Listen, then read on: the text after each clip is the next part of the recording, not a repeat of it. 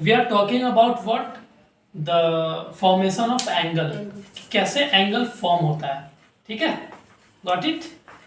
तो हमने आपको 3 केस लेकर बताया था क्या, कि angle will be formed when we have at least minimum 2 rays, या फिर 2 एंगल, 2 रेज, या फिर 2 लाइन सेगमेंट, या फिर 1 ray and 1 line segment. 1 line segment, ठीक है। पहला केस डिस्कस कर रहे थे हम लोग, जिसमें हमने क्या लेकर बताया था, विद 2 रेज, ठीक है। देखिए एक बार रिकॉल करा देते हैं आपको, कोई 2 रे लीजिए, ठीक है, बोलिए कौन सा रे ले। ए बी, ये ए पॉइंट है और दूसरा बी है। इसका ओरिएंटेशन इस तरीके से है। दूसरा एक रे लेते हैं, ठीक है, लेट से ये ऐसे है, इसका नाम क्या दे, CD. सी और डी, ठीक है। एंगल फॉर्म होगा तो मिनिमम रिक्वायरमेंट 2 रेज का है, मिनिमम रिक्वायरमेंट 2 रेज का है। बाकी आप कितना भी रेज ले लो मुझे फर्क नहीं पड़ता, आप एंगल बना पाओगे, ठीक है। कैसे, क्या 2 रेज है हमारे पास, दूसरा कंडीशन क्या था, starting point of both the rays will coincide, ठीक है। तो ये एक रेज है, इसका स्टार्टिंग पॉइंट कौन सा पॉइंट है, ये आइटम क्या हो जाएगा, स्टार्टिंग पॉइंट ऑफ रे ए बी, और ये वाला स्टार्टिंग ऑफ रे सी डी होगा। अब क्या करना, अब करते क्या थे, जब एंगल फॉर्म होता था, जब एंगल हम लोग फॉर्म करते थे तो क्या करते थे, एक रे को वैसे ही फिक्स रखते थे, किसको फिक्स रखे बताइए, AB. AB को फिक्स रखे। देखो AB को फिक्स रखना है तो AB इस ओरिएंटेशन में, ओरिएंटेशन चेंज करने का राइट आपको नहीं है, तो ये जैसे है वैसे हमको लिखना है। ये AB है, ये इसका स्टार्टिंग पॉइंट है, और एक कोई पॉइंट है B, ठीक है।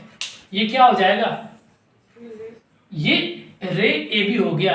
अब क्या करना है, रे CD है, ये ऐसे है तो इसको ऐसे नहीं करेंगे, इसको ऐसे नहीं कर सकते, मतलब इसका ओरिएंटेशन वैसे ही कि वैसे ही रहेगा, ओरिएंटेशन हम लोग चेंज नहीं करेंगे। तो अब क्या करना होगा, CD को उठाना होगा, और CD का स्टार्टिंग पॉइंट ये है, देखो ये A पॉइंट है, स्टार्टिंग पॉइंट है इसका, ये क्या है, स्टार्टिंग पॉइंट है SP। अब इसको उठा के क्या करेंगे, इस पे लाके चिपकाएंगे, बैठाएंगे, तभी तो कोइंसाइड करेगा स्टार्टिंग पॉइंट। दूसरा कंडीशन क्या था, तो आप सोचो ये हो गया क्या आपका C डी और D। अब सोचो ये दोनों स्टार्टिंग पॉइंट, दोनों स्टार्टिंग पॉइंट अब एक ही स्टार्टिंग पॉइंट बन गया, बन गया, बना, ये स्टार्टिंग पॉइंट है, ये स्टार्टिंग पॉइंट, अब तो एक ही पॉइंट पे कोइंसाइड कर रहा है, ये तो क्या हो जाएगा, पॉइंट ऑफ कोइंसिडेंस हो गया, जहां पे एक ही पॉइंट पे कोइंसाइड किया है। तो अब झगड़ा किस बात का होगा, कि मेरा नाम तो A पॉइंट था, इसका नाम C पॉइंट था, कहेगा अब क्या करें, दोनों बहस कर लेगा, लड़ाई हो जाएगी यहाँ पे। तो इससे अच्छा कहेगा ना भैया तेरा नाम रहेगा ना मेरा नाम रहेगा, एक नया नाम रख लेते हैं जो दोनों का नाम होगा कॉमन। सोचो, क्योंकि एक ही पॉइंट तो बन गया, अब तो 2 अलग अलग पॉइंट है नहीं, ये पॉइंट ऑफ कोइंसिडेंस है, तो ये अब एक ही पॉइंट बन गया। आई बात समझ में आई, पॉइंट ऑफ कोइंसिडेंस ही वर्टेक्स था।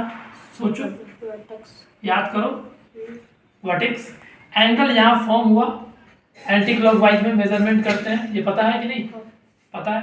अब एंगल लिखना होगा, तो एंगल का सैंबल DOB या फिर और BOD, एंगल BOD। आई बात समझ में कुहू, Yes, sir. है बाबू, आई समझ में। अब याद देखना, हमेशा 3 लेटर से जब आप लिखोगे कैपिटल लेटर से, ये मिडल वाला लेटर चिल्ला चिल्ला के क्या बोलेगा, मैं तो वर्टेक्स हूँ, क्या हूँ, Vertex. वर्टेक्स, या फिर पॉइंट ऑफ कोइंसिडेंस है। ये आइटम को देख के आप ये चीज लिख सकते हो, लिख सकते हो।